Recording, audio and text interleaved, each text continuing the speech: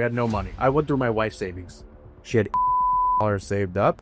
We tapped into her savings so I could go on my own and start my own equity group. I don't have any money now, but one day I'll be somewhere. Mom and dad split when I was very young. Dad had money, mom didn't have money. Failure's not an option. You will figure it out. It's the lack of action, not taking the action, that prevents you from that next step. What you have to understand is that God is going to be with you. He's going to lift you. He's going to carry you. But whatever you do, and you do it amazing, it will be epic and it will be eternal. Guys, welcome back at Shapiro Capital.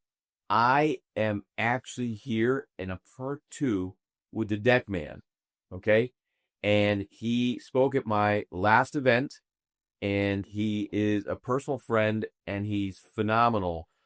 He's a father. He's a great husband. He's a prudent investor.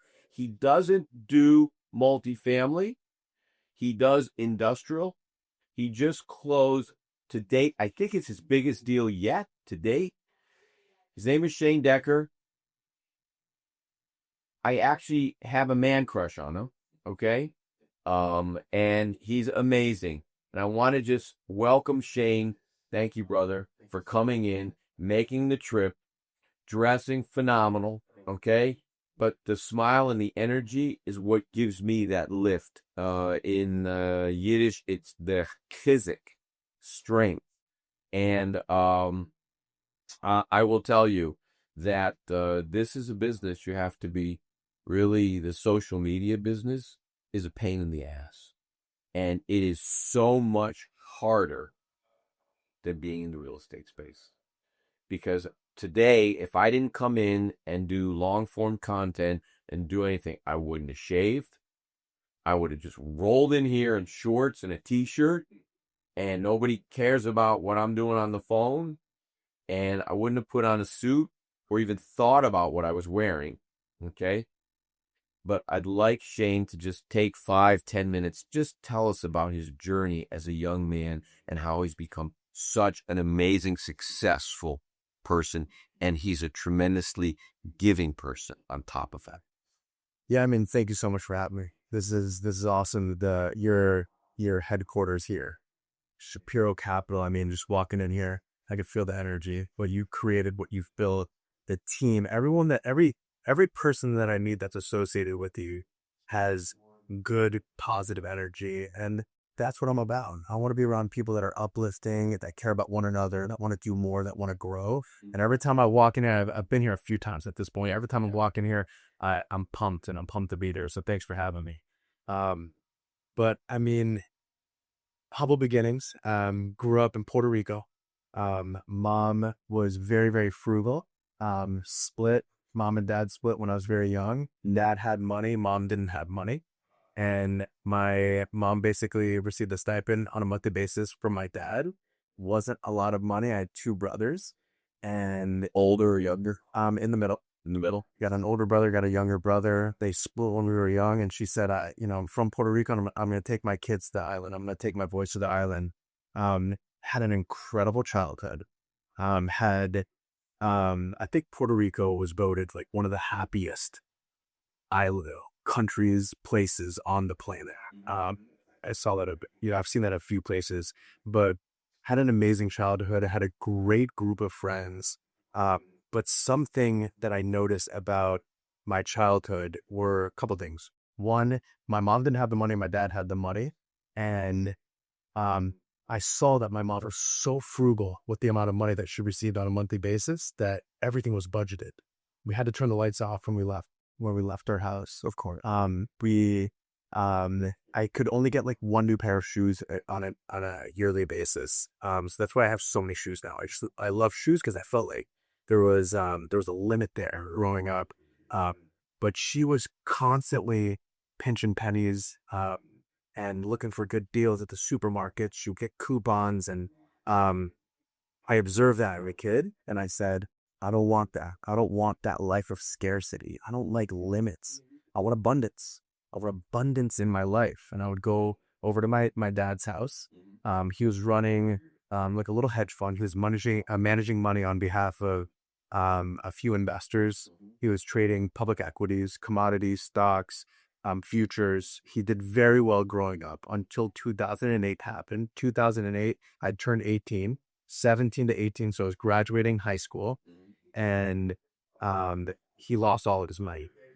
So that was a great opportunity for me to enter the world of working and to take care of myself and to really fight for myself as an 18-year-old. Didn't have any resentment towards my dad.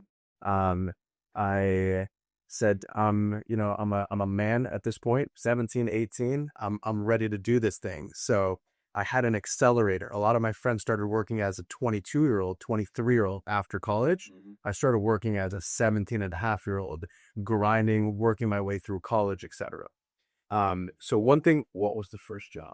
The first job in that, yeah. So I've been working since I was probably 5, 6, but my first job ever was a paper route as a 14-year-old. Had a moped in Puerto Rico, go around the neighborhood, and I would just hand out newspapers. That led to washing cars and but the true things that I observed as a kid, one, my mom was very, very frugal, knew I did not want that. The second thing I observed was my, I was very, very, I went to a private school in Puerto Rico. My dad growing up had money. So I had a very amazing, amazing childhood, got to experience a lot. But living with my mom, she was very, very frugal. So I was always like the poorest kid in a private school setting. And I was around families that were very successful. I was always very, very attracted to the mom and dad that were together, that had kids, that were running successful businesses. I always was attracted to the successful parent. Um, so I befriended a lot of kids that their parents were successful, and it gave me an opportunity to see that life, to see how did they communicate a successful family. I was attracted to a successful family since day one.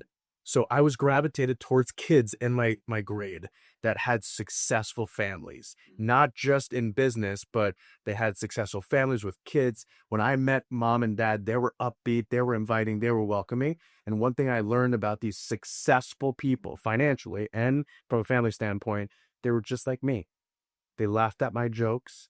They kind of carried themselves like me. I didn't have money at the time, but I felt like we were the same person.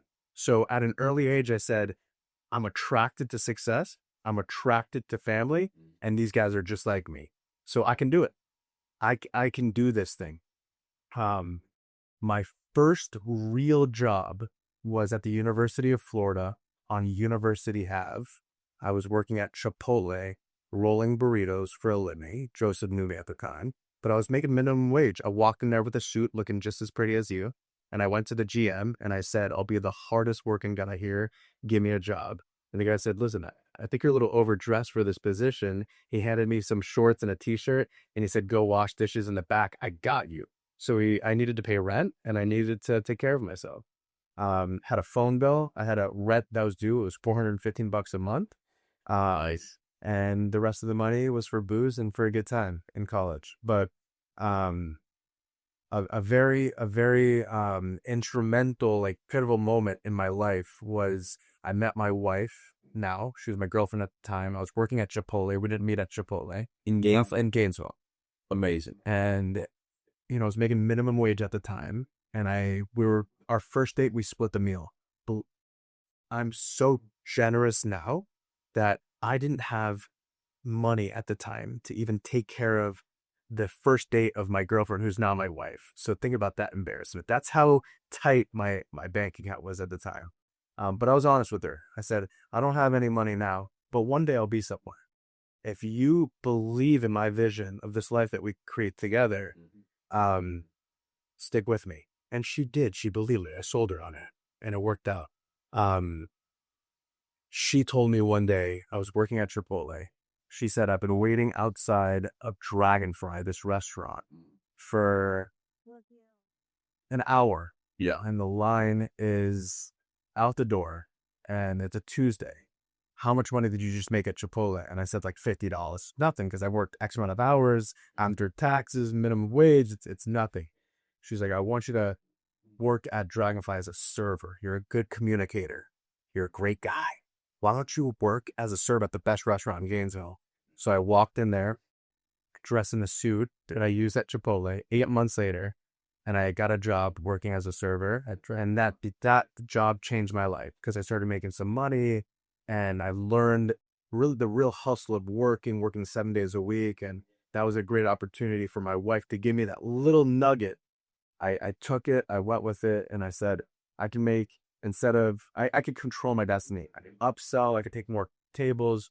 This restaurant's busy. It was a perfect fit for me. So that's kind of my childhood. Is it still there? To college, it's still there, and that restaurant's still rocking. Dragonfly. I got to go there. Yeah. So 4 years in Gainesville, and you decide to stay there, or where do you go? No. What happens next? Yeah. So I'm at the career era, but the last semester of college, I'm a senior. I barely graduated. I snuck through. I barely outgraduated. I barely graduated. The teachers loved me, but I couldn't give so much attention to studying because I loved working. So I was more focused on meeting the owners of Dragonfly, saying, "How does this deal run? Where's the food come from? Explain to me. How do you budget this restaurant? When is the restaurant open? What is it closed? Why? What's your rent?" I was curious on business, so I was focused on school and statistics. I knew my dad, super smart math guy. I got his math brain, so I always knew that math was a skill that I had. So how do I apply it? It's hard to apply it in school. I wanted to apply it in real practice. So I was always curious. Since I was a little kid, I was always talking to my friends' parents. What do you do for a living? What's your line of business? And I would do research, and that's what excited me. So after my 4 years were up at Gainesville, thought I didn't have any skills because I was like, I've never really worked a corporate job. So I'm not really I don't have a great resume at the career fair. So I go to the career fair, and I'm like 0 for 10. No one wants to hire me or give me an interview. So I go back to Dragonfly. I'm working. I'm in the middle of the career fair. I broke my foot playing basketball that last semester. So I go to the career fair. I'm like, I need a job. I gotta get a job. Go to the career fair in crutches. I have a big cast on my leg, and no one even wants to look at me. No one wants to hire me for whatever reason. A week later, there's 2 parts to this career fair. I got a boot on, so I put on a boot. I go back to work, and second round of the career fair, still got no hits. So I'm back working at Dragonfly. I'm taking care of this table, and this guy comes to me after his second day at the career fair, and he says, "You've been taking care of us at Dragonfly for the past 2 nights." Right. We've interviewed 20 people, 10 the first night, 10 the second night. You've taken care of us 2 nights in a row. We run a sales organization. We have a global footprint. We have 80 offices around the world. The company was called TransPerfect. They're selling translation technology services, legal technology services, a bunch of technology, a suite of technology services. The guy comes to me and says, out of the 20 people we've interviewed, we don't like anyone. We like you. What's your story? When are you graduating? I was like, I'm graduating in 3 weeks. I'm looking for a job. Went to the Hampton Inn the next day, interviewed with them. I was the only hire that semester from UF. So I got my job working at Dragonfly by basically taking care of this table. But your wife answered your job. Basically. Yeah. She's done everything for me. So I graduate, finally get a job, and then I work in sales for 3 years with this organization. And I realized that I don't want to sell. I don't love the product that we're selling. I can't be the CEO of this company. What's my future? I've always loved the real estate.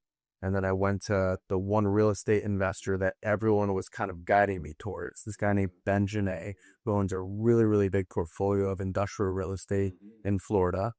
And I linked up with him, and he eventually gave me a job. I worked with him for 5 years. He mentored me.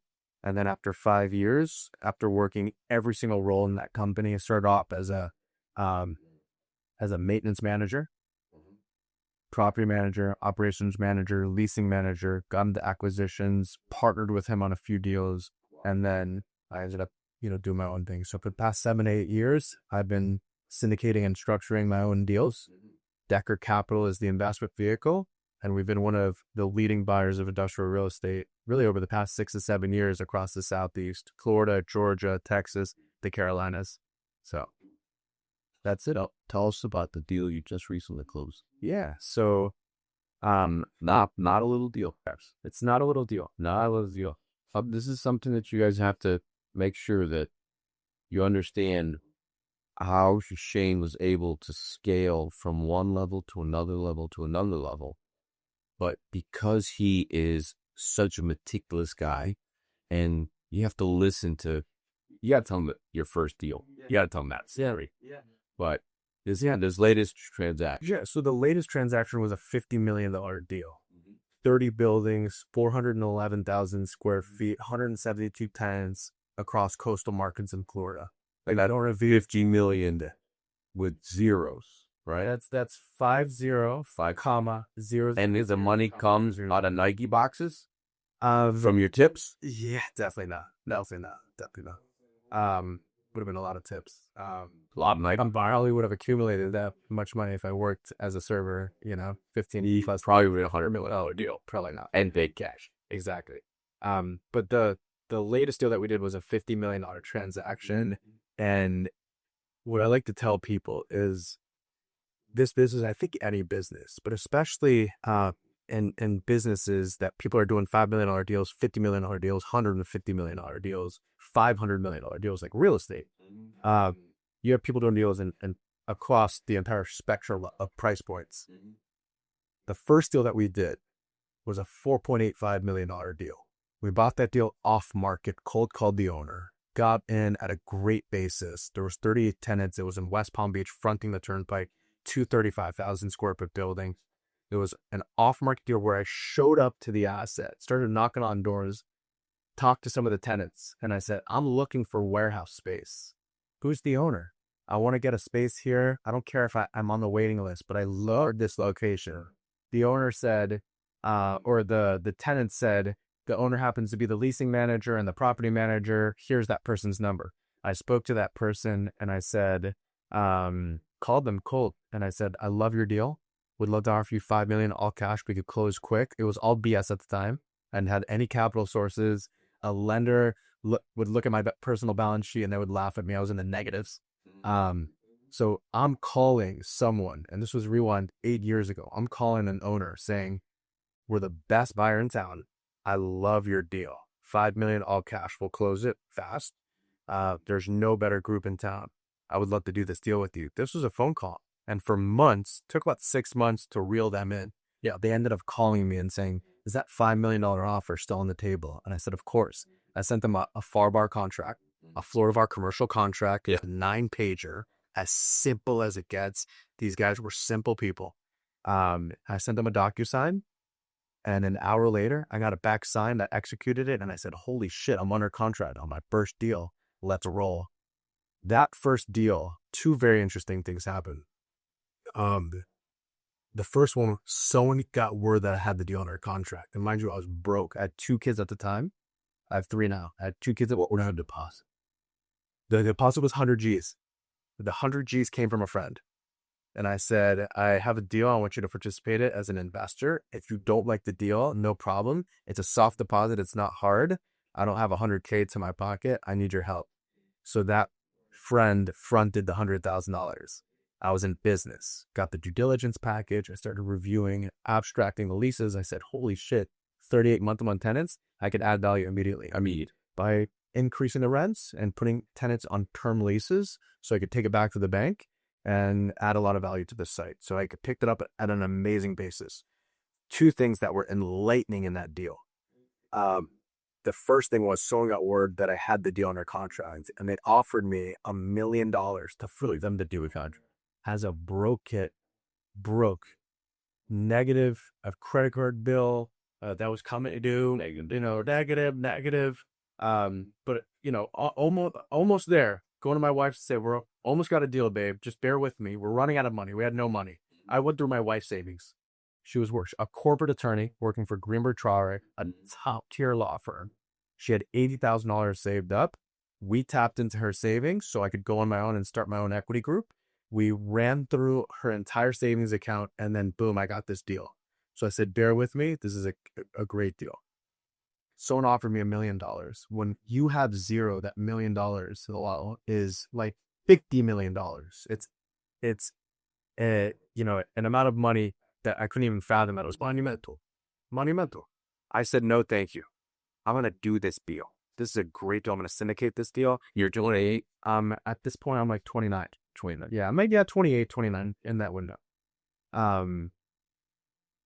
This deal, it's monumental for my career, and Grover's will see that I'm a buyer, and they'll send me more deals. So I'm paying my future self.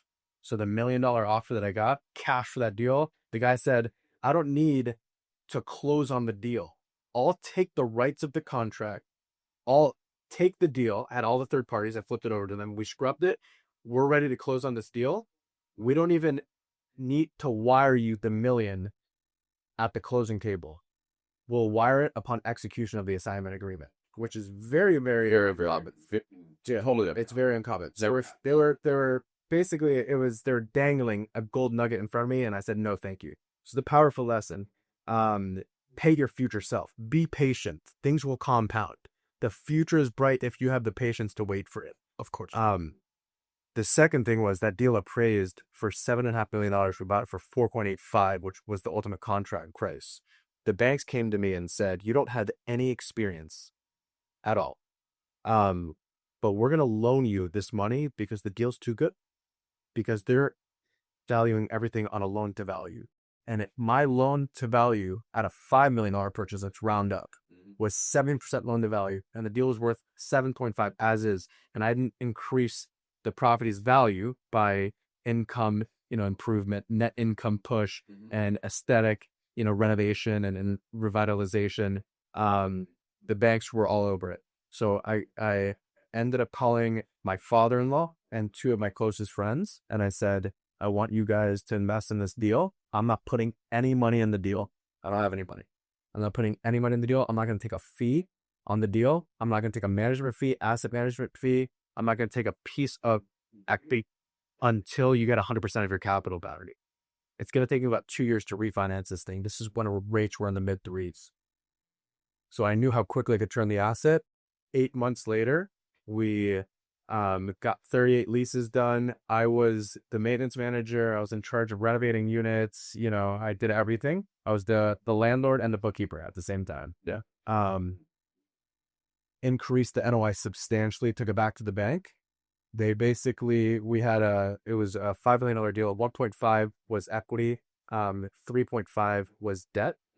We got the lender to issue us another 1.5 million on top of that 3.5 in an earn-out situation after we proved a certain NOI on a 3-month trailing. And yeah, we did it. And they issued us the 1.5. I gave my investors that $1.5 million of equity back because it came from the bank. It was a return of capital to my investors. They were given back, each of them, their $500,000. On the next deal, they said, I got 500. Where's the next deal going? But that deal, I structured an equity piece once they got their money back. And that deal turned me into a millionaire from an equity standpoint, because I controlled, how much did you keep of the deal? 20%. 40%. Yeah. So I got, and you kept them in the deal in perpetuity after the refi. Exactly. That's the smartest way to get deals. A lot of apartment syndicators, when the investor is out, they want to own 100% of the deal. Yeah, no. So I kept my partners. There was basically, it was like an even dilution. We basically all became 25% share owners of the deal. But you have a $5 million debt piece on the asset that's worth $15 million. There's $10 million worth of equity. You own 25% of $10 million. It's a good chunk of change. And that was the catalyst of me sourcing deals and getting equity. Because these three guys that invested with me said, holy shit, this guy knows how to turn money, compound money, multiply money, and he knows how to return money to us in a quick fashion. So that first deal led to, millions of square feet later. And this is kind of where we are now. It's a pretty amazing story. Yeah, that first deal was awesome. So that first deal was that we still own it. It still cash flows, and it's a great. it's funny because maybe the um the attraction or the commonality that I have with you is I see a lot of myself in you. Um, although 3 decades, so you're 30, 35, 35, so 3 decades, what the hell, 60. And I had been doing little deals when I was in college. So when I finished school, I had 58 units. But right after that, I sized up and started buying bank deals. And what was unique was I had a deal where I didn't have enough money to close, kind of like your deal. And I showed up at the closing short. And that deal made me a little over 3-1 after taxes. And I walked out of there with a check because back in the olden days, we didn't have DocuSign. Yeah. We actually had to go to closings. And I can remember when I bought a portfolio of 6,000 apartments, I was at a closing for 3 days. And each day they gave me a different pen to sign with. It was more ceremonial. But, today it's click, click, click, click. It's so fast. It's so good. And to this day, I am so grateful to his name was John DeQuatro and he built the property, to the fact that when I went to him and my attorney to close the deal, his name is Robert Cohn, Robert F. Cohn. We're still very close. I called him the night before and what do we do? He said, just go sit with the seller. Go talk to him. Get him in a private room. And he said, do this. I'm like, do what? He said, don't tell him you need to borrow the money. Ask him for his help to close the deal. And I said, why should I do that? And he said that he will feel powered to help you. And from that point on, every time I need a loan or every time I had to raise equity on a deal, I would ask the investor for their help to close my deals. And a lot of our money is institutional, or it's our money and we just recycle. But I remember walking out of there with a check and driving it was about an hour to 15 minutes to my father's office where he practiced dentistry. And I wanted him to see this. And I remember him looking at it. He didn't really say much because he was a very conservative guy. And his dad was a developer like me. I'm named after him. His name was Milton. I'm Mart. As Jews, we use the first initial. And he wore a 3-piece suit to work every day. And I didn't really know him that well because he passed away when I was 9 in 1969. And my dad takes the check and he goes, I'm going to take this check cash. I'm like, well, what did he do with my check? Like, it's my check, not money. He goes, I'm going to take $1 million and I'm going to put it in a trust and you'll always be a billionaire. Wow. And I said to him, Dad, I was a millionaire when I graduated from college. What are you talking about? He goes, no, this is cash and you can never lose this money because I'll be the trustee. So I said, okay, I trust you. So I signed the back of the check and he did that for me. And he was my first investor. He brought me into, which I didn't know it was our family's bank. Well, they had bought our family's bank. My grandfather, my grandpa Milton, had started a bank called Riverside Bank and Trust. It was a 3-branch bank. And they eventually sold it to this bank called United Bank and Trust. And then I think Fleet bought them so that they could, in 86, cross over interstate banking laws. And then Fleet was bought by B of A. So, but I can remember that day going into his office, his assistant, her name was Carol Polderman. I can remember like it was yesterday. And, I hear the relationship that you had with your father. I I would say that I know you as a father. You've probably forgiven your father multiple times. Are you still close with him now? Um, I wish my father was around, you know. Uh, I even know this young man's grandfather and his father, and they're just amazing people. And it's funny because we're all yin in this room. And, it gives me so much satisfaction to sit here and see, you're a wonderful husband. You're a wonderful father. You're a great partner, a great investor. And I don't find that a lot in this business. Okay. And I will tell you, we just came back from Malibu. We bought a property out there. I'll show you the collateral material. We're doing a partner with BH3. The deal, hardest deal I ever did. And I've done some hard deals. Hardest deal I ever did. Was so hard? But Well, yeah, but you've done so many deals. You've been through so much. What about this deal made it difficult? Air- Figure to the well, I had $7.5 million on the deal, non-refundable. We're buying it from a Hong Kong hedge fund. It was the last deal that they had in this portfolio. And this project is 68 unit class AAA deal right off of PCH, a mile from Nobu, a mile from Zuma Beach, and sloping hill, beautiful property. Average residence income is $475. Charlie Sheen lives there.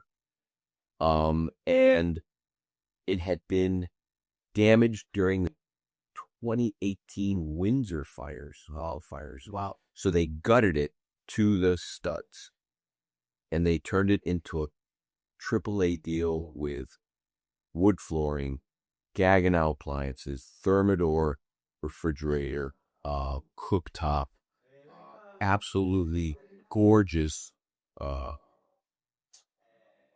quartz everywhere, the bathroom, the hardware, magnificent. Fireplace in the master, fireplace in the living room, working. And they were selling it to an apartment guy out of San Francisco, so we were the backup.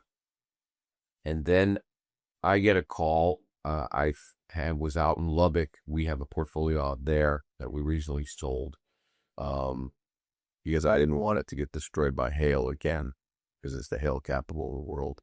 And so I fly in. I get stuck in Dallas Fort Worth, so I don't get in till like 4 a.m. in the morning, and I get a phone call at like 7 from a guy named Mark Portis. I don't know if you know him. Portis Residential.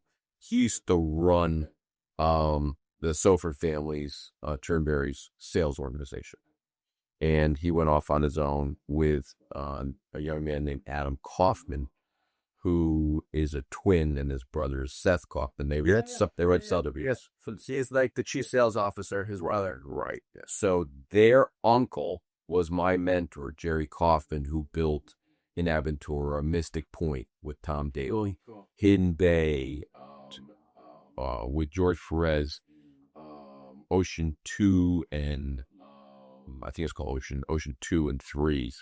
And they did when Trump did his first 3 buildings that were supposed to be Sinestas up there. And Jerry taught me the conversion business. They call me, they're like, we got a deal. I'm like, what's up with the deal? They're like, well, we need $2 million tomorrow. I'm like, you need $2 million tomorrow? I said, I'm cranky. Okay. You just woke me up.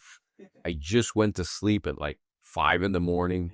They're like, well, take a shower, get some coffee. We're coming over. I'm like, all right, guys, I'll do it. Only for these guys, because Mark has been a real good friend throughout his life, throughout my life. It's the same thing with Adam. And they show me the deal. They're like, I want you to sign this NDA. I'm going, I don't fucking NDA. Do you want coffee? They're like, all right. And they said, we need $2 billion. I'm like, what's the deal? It's $522 a foot for 11 acres off of PCH. And it happened to have a Class A deal on it. I'm like, Class A deal what? apartments. I'm like, what's the other thing's cap? It's like 4.25. I was like, it was 4.11. But how's 4.11 bits on PCA Torts go? He goes, it's under contract. The buyer backed out, and they were at 58. We're buying it for $70,500,000. I'm like, why would you be overpaying my $1,200? It's conversion. So I said, let's run the numbers. Show me the cost. I said, okay. I have my law firm do it, which is Piper DOA. And have my attorney in Chicago. We'll send them the money. It's refundable. Okay. And then let's look at the contract. We may have to make some changes. It wasn't half a contract. So I'm not really a contract. I said, let's write a memorandum of understanding right now on my dining room table. So we write a 1-page memo of understanding. Okay. Listen, what deal was this? Will we close the deal in Karen? When did I close that deal? February. Which one? Malibu. No, close in February. And they ended up.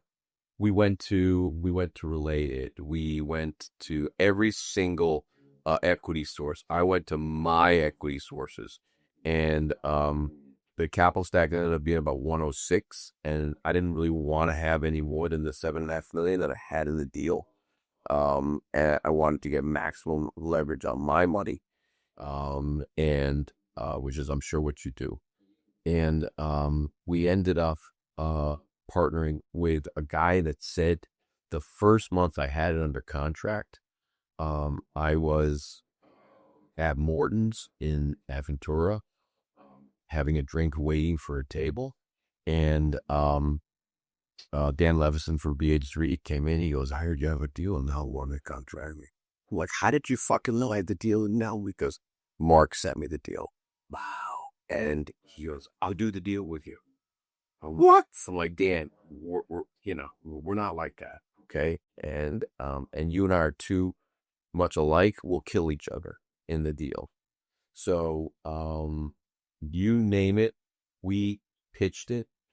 Everybody loved the deal, and nobody would write a check. So you're 30 million. the difficult part of the deal was the institutional LP capital source. You wanted one shop to come in, one shot, and getting that equity. I mean, I could have syndicated it out. Yeah, I know. But if you're okay, one, but I don't like the road show. I don't like that. Yeah. So he's like, I'll do the deal, and I'm like, well, we'd kill each other.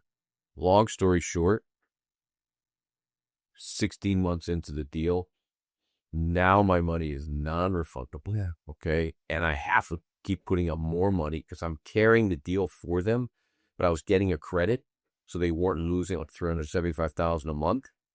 And I said to Portis, I said, can you do me a favor? Will you see if Dan will have coffee with me? And he's like, yeah. He's like, he wants to have kava. I'm like, I don't drink fucking kava. Makes my lips feel fucking numb. I said, I want to meet him at a coffee place. He said, just have the kava. So they have to have coffee here. So we go to this coffee place. It's in Hollywood Circle. And he tells me, I'm going to do the deal with you. I said, well, that's pretty bold of you. He goes, I'm going to take all the financial stress off here. I'll run the deal. He goes, I'll bring in my design team. I'm like, well, let me at least have rubber stamp on it. He goes, I know you don't want to do this, but I know you don't want to lose your money. And I said, let me think about it. Let me sleep on it. He goes, what time are you going to call me in the morning to tell me yes or no? I said, well, I get up at 4:30. He goes, good, because I get up at about 5 o'clock. I said, I'll call you after my first cup of coffee after I start to read Mike the Hill. So he's like, you what? I go, I keep shots. It's always eat kosher, but I said, of course. He goes, we're doing this deal. Okay? He goes, this is a share. I'm like, the fuck, it's not for share. I call him the next morning about 5:15. And I said, here's my terms of the deal. I want this much in a percentage. I want to be able to sign off on things. I will help you with some of the marketing, and you run the whole deal. I don't want to do the KP on the debt. So, you know, Mark Simons is from Benmark. Not familiar with him. So Benmark is like, it was a guys that left Madison, and he had given me an $87.5 million loan on a 106 capital stack, but it had $25 million in reserves. Like my insurance is $2.9 million, and they wanted it paid for 24 months in advance at closing. My interest reserve was $9 million. They wanted that. Ridiculous. Okay. We didn't close it though. But he's another religious Jew. He's a good guy. He actually is pretty good borrower. He's probably better on industrial than he is on conversion. And I told him, here's my terms. He goes, fine. I'll write it up. I said, who's representing here? He goes, oh, Bob Stock. I'm like, Bob Stock's my lawyer in Fort Lauderdale too. He goes, okay, let's do a conflict. Let's do it.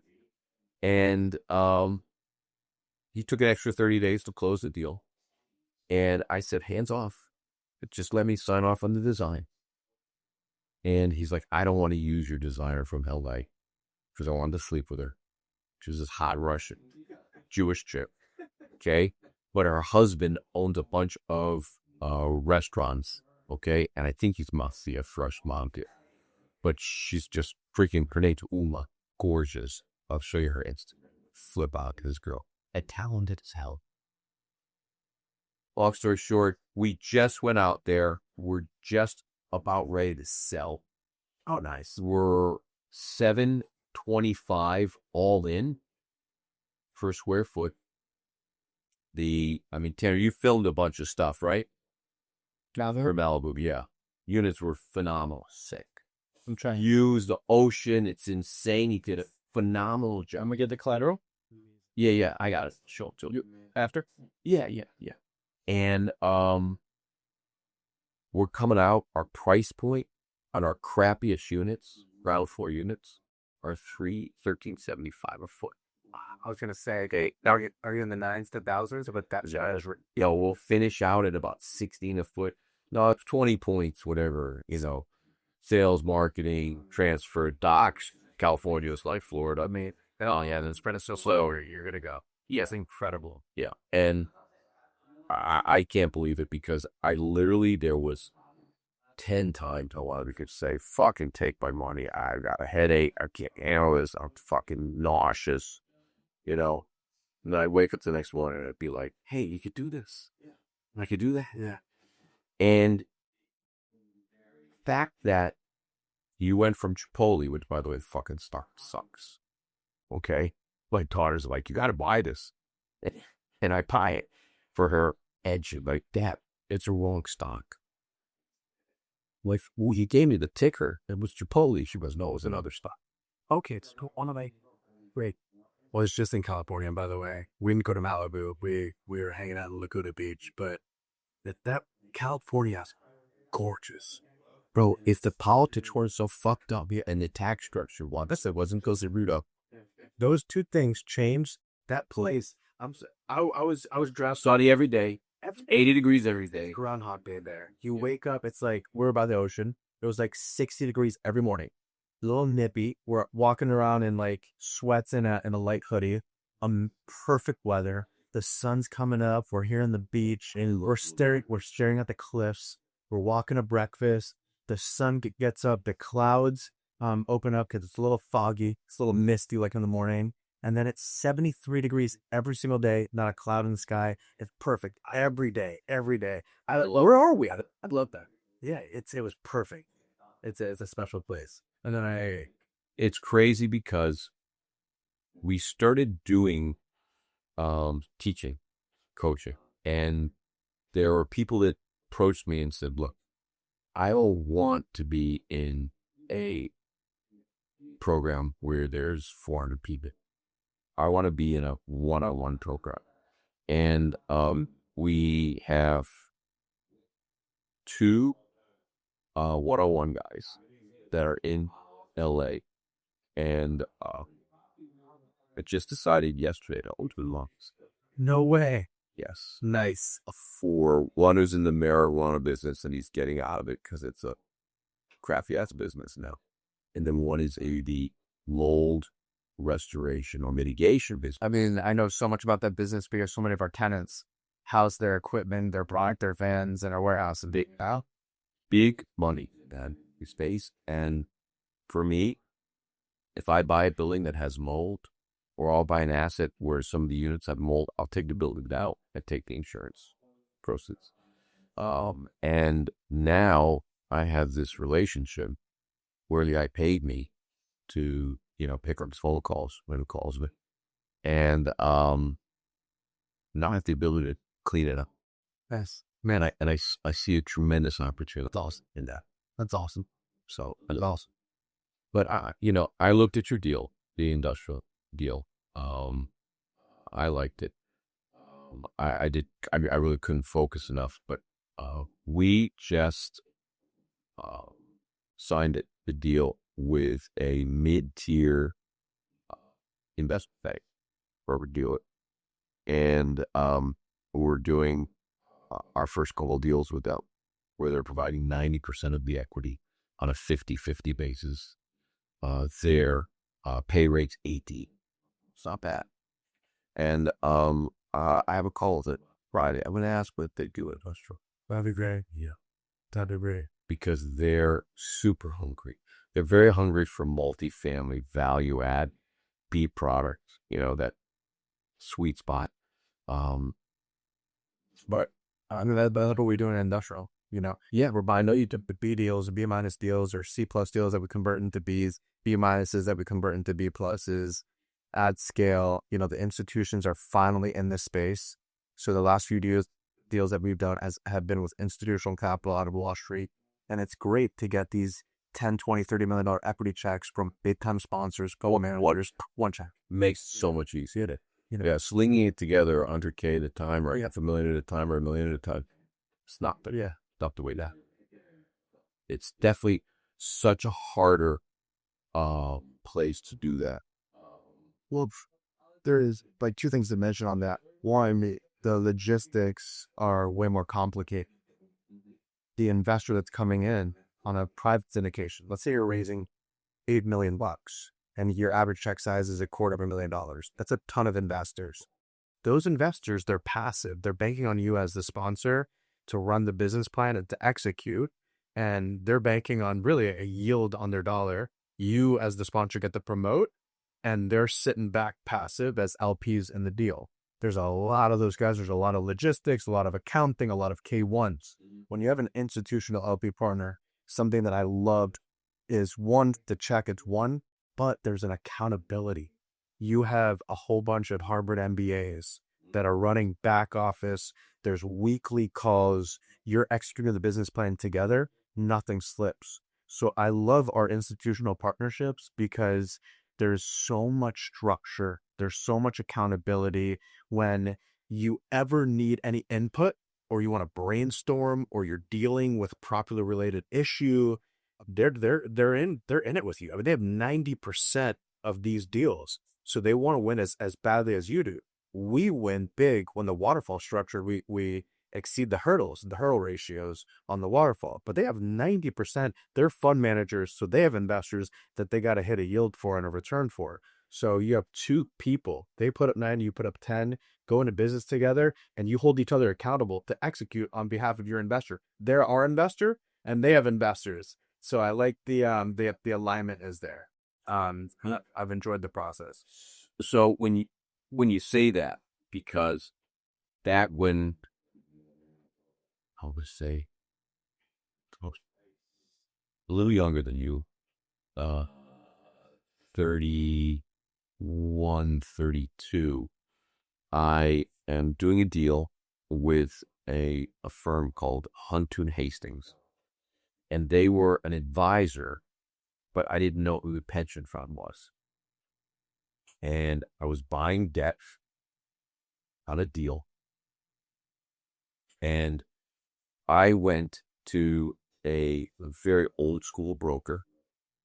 His name was Barry Horowitz, from Cooper Horowitz was mortgage brokers. Yeah. Everybody's like, Still, no, they're still around. I get those emails all the time. Well, Dave is Barry's. I think Barry's still alive. Still smokes 3 cigars a day. Cutting Coop dive, and Breakfast, lunch, and dinner cigars? yes. I'll go in there and take him out of the usual, but but he's probably 87. And David Horowitz runs the company. He's the eldest son. And they made this introduction. I was 31, 32, and I put up the money. I had the money. I actually had the money to close it. And I called him and I said, look, I'm buying this deal. I'm going to clean tile, and then I'm going to do a rehab on it. And he said, tell me the numbers. And I was buying it for nothing, 254 units, called Sandbite. He changed the name to Evocat. And he goes, I have a relationship with this capital advisor. Maybe their client wants to do the deal with you. So their client ends up doing the deal with me, and they give me 90% financing and 90% of the equity on the deal. So they underwrite the deal, and they give me they table funded it for us. I don't know who it is because they use all FHA, Fannie Mae forms. And I do the deal. I turn the deal around in 7 months, and it's time to go to them to refinance it. And they're like, well, now we can convert it into the long-term Fannie paper. I think it was Fannie or Freddie. I think it was Fannie. And I'm like, okay. And it was stabilized. It had to be stabilized for 90 days at 90% occupancy. And they're like, can you do this again? And I said, yes. And they said, well, we're going to introduce you to the client, because they were the advisor, but everything ran through them. And it was Ohio Retirement Teachers Pension Fund.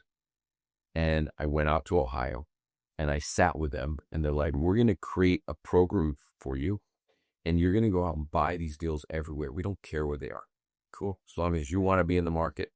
I rattled off 23 deals with them in a period of about 19 months.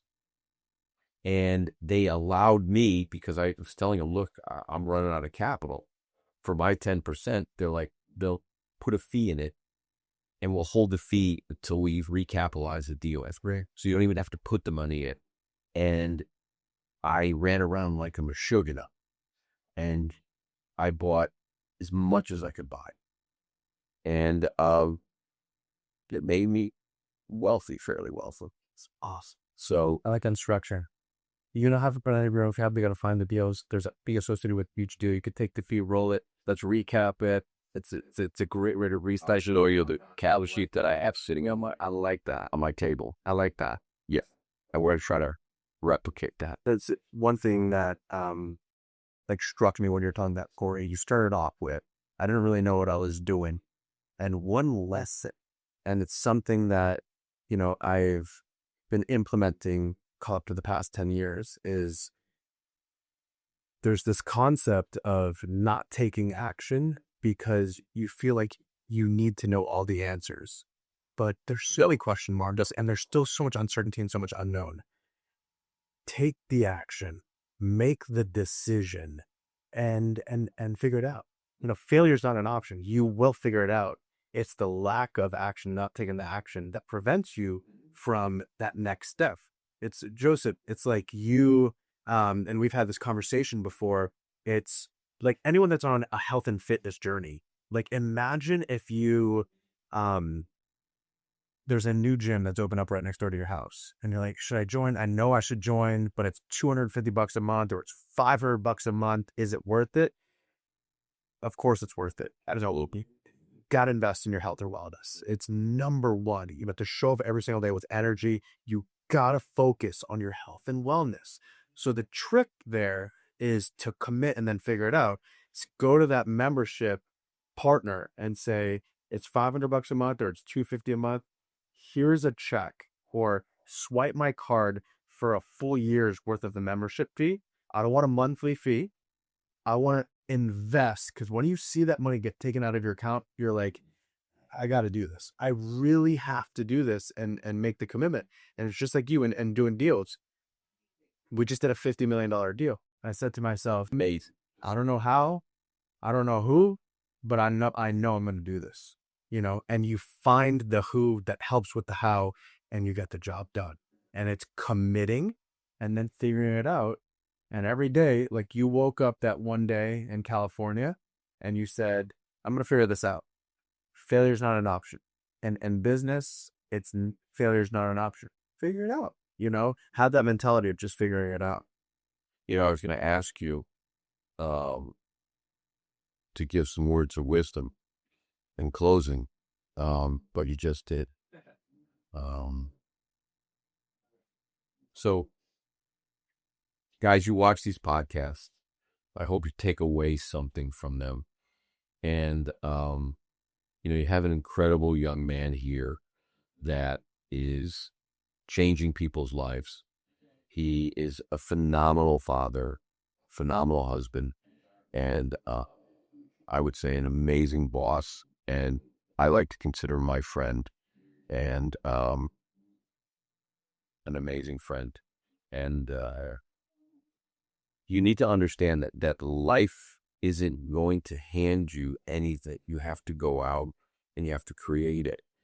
And in these moments where you're pushed up against the wall, if you truly believe that you can achieve something, it will be, or so be it. And what you have to understand is that God is going to be with you. He's going to lift you. He's going to carry you. But whatever you do, and you do it amazing, it will be epic and it will be eternal. And if you think of things like creating something that is eternal, then it lives on and you live on.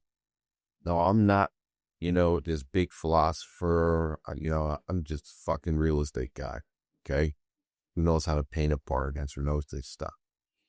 But I will tell you, my life journey, I've been knocked out, and just get up, just start again. And I like being around people you like here because it reminds me that if you try, you can achieve anything. Everybody is always telling you you can't achieve it, and those are the people you need to get away from. So, Yeah. Do not be around battery drainers. Be around people that like you, that encourage you. If they say you can, it's because they can't. You can do anything. If you believe it, you could achieve it. If you believe it and you could say it out loud, you're good. It's that belief that it's possible. Be patient, work quick, work fast, hustle every single day, work with speed. But there's a little bit of patience. It'll eventually work out. Don't give up. That's one thing. Don't give up. You know, it's so easy to give up. I tried for 2 years. I don't think this is the right vertical for me. I tried 3 years. What if you tried a 4th year and a 5th year? I promised you, if you punch that wall hard enough, long enough, you're going to knock it down. it's great to see you. Yeah, this is Abed. Guys, I got to give this guy a hug. Oh my God, it's tough getting old. Oh, it's so much fun. So much fun. Thank you, Tant.